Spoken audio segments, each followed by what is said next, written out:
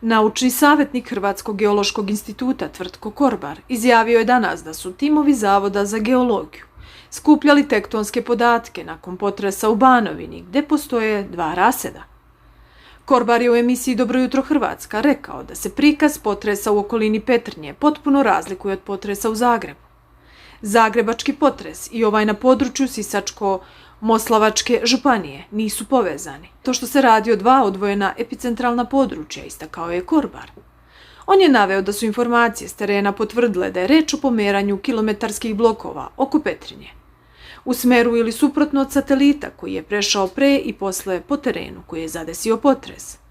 Severozapadni blok pomerio se 30 cm prema satelitu, a jugoistočni blok za 30 do 40 cm od satelita.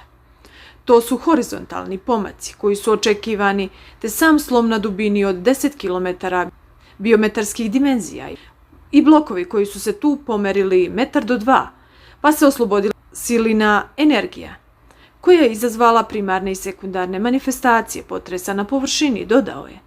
Istakao je da na krškom području ne bi bilo ovakvih manifestacija potresa kao što su velike rupe koje se otvaraju u zemlji, ali bi bilo površinskih pukotina.